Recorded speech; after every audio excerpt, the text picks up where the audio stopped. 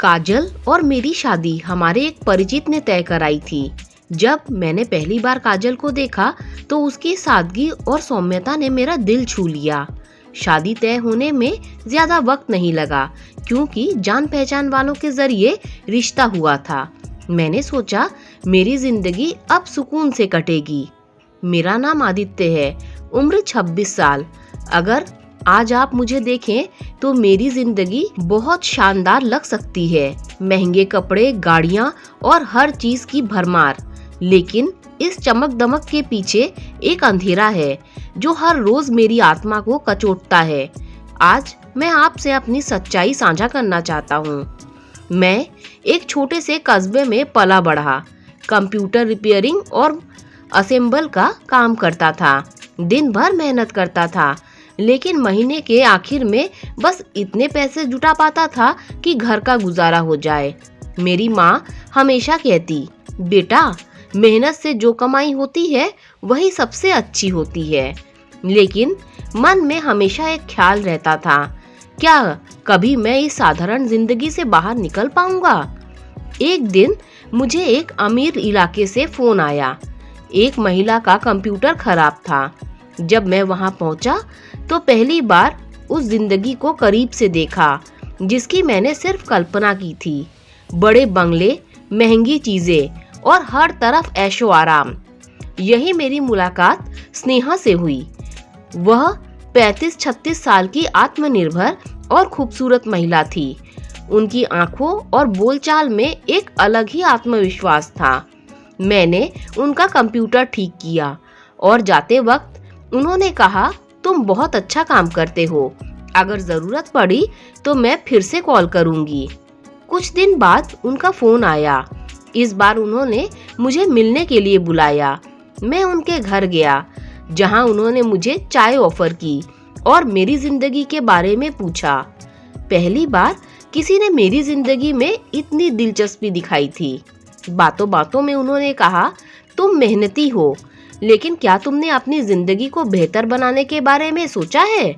मैंने हंसते हुए जवाब दिया, सोचता हूँ, लेकिन मेरे पास साधन नहीं है।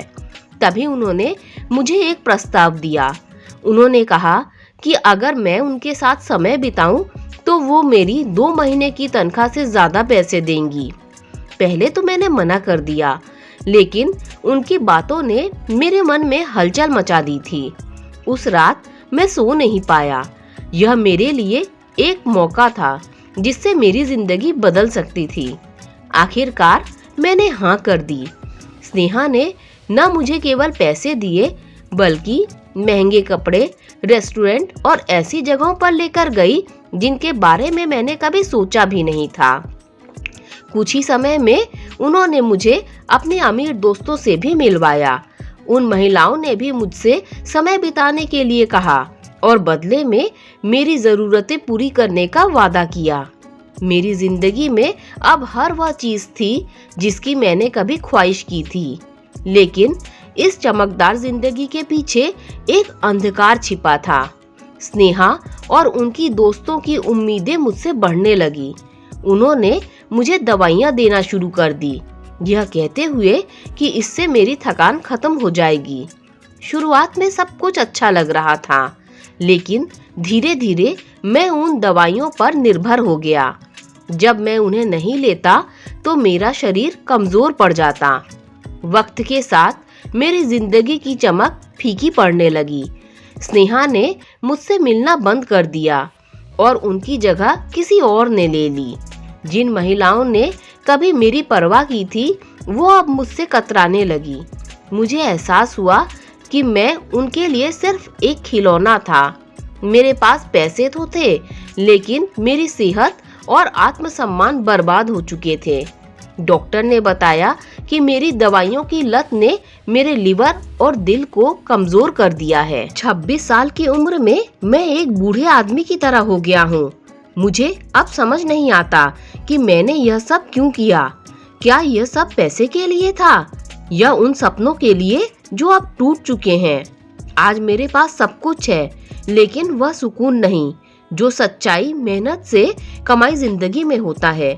अगर आप मेरी कहानी सुन रहे हैं तो सिर्फ इतना कहना चाहता हूँ, पैसा जरूरी है, लेकिन अपने आत्मसम्मान, रिश्तों और सच्चाइयों की कीमत पर नहीं। जिंदगी में शॉर्टकट कभी अच्छा नहीं होता। दोस्तों, अगर आपको ये कहानी अच्छी लगी हो तो लाइक, शेयर, सब्सक्राइब कीजिए। Thanks for watching this video.